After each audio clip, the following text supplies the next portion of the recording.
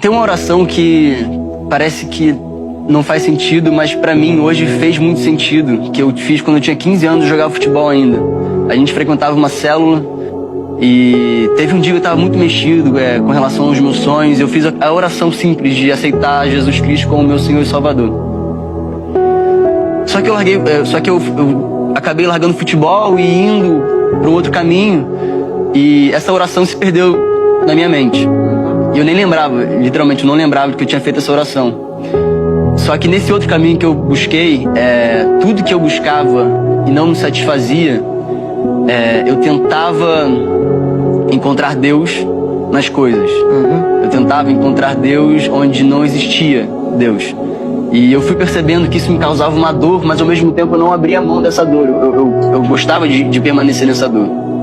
Eu lembro que durante o meu processo, eu falava que eu mesmo.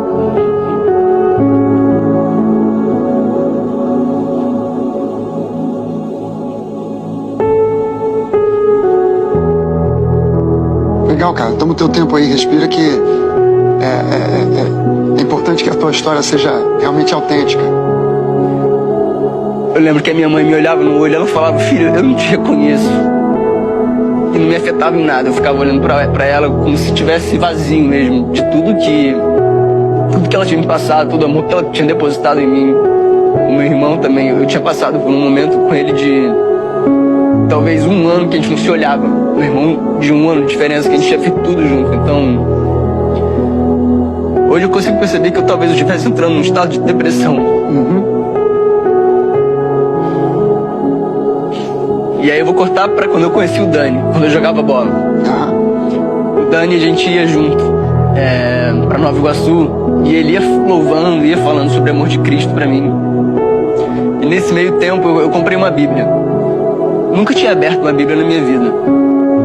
E aí eu comprei a Bíblia, deixei ela do lado, lá no quarto, tranquilo. E aí ele ia louvando, ia falando sobre Cristo, sobre o amor dele, sobre o sacrifício. Eu lembro uma vez que a gente estava entrando no CT do Nova Iguaçu, e lá tem muito monte, né? E aí o Dani olhou muito apaixonado para os montes lá e falou assim: cara, não é possível que alguém acredite que isso seja feito sem querer, sabe? Olha a perfeição que é isso. E eu olhei de forma diferente, falei: cara, nunca tinha pensado nisso, é mesmo. E a gente se desencontrou quando eu parei de jogar bola, e foi quando eu entrei pra Malhação. E durante esse processo de Malhação, foi tudo muito intenso. Eu tinha acabado de perder minha bisavó, que era a matriarca da família, onde tudo era em volta dela, em torno dela. Então ela acabava reunindo mesmo a família. Os meus pais acabaram se separando, o Joaquim veio e eu me vi completamente perdido. Por fora eu tava super forte, super... E por dentro tava um caco, eu não sabia o que era.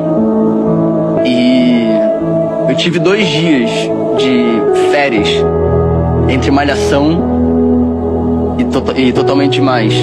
E nesses 2 dias eu acabei indo pra Itamonte, que é Serra Mineira, onde o pai do meu irmão, ele tem uma casa lá, e por trás da casa corre um riacho.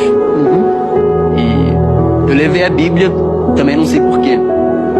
Quer dizer, sei porquê, mas na época eu não sabia porquê. Não foi uma coisa consciente. Não. E assim que eu cheguei na casa, a primeira coisa que eu fiz foi eu peguei a Bíblia, botei a Bíblia dentro do casaco assim e fui subindo o riacho, sozinho. E encontrei meio que uma piscina natural. Eu abri a Bíblia no meio, em Provérbios, não sabia o que era Provérbios, abri, eu fiquei pelado e me joguei pra trás. E aí quando eu voltei eu voltei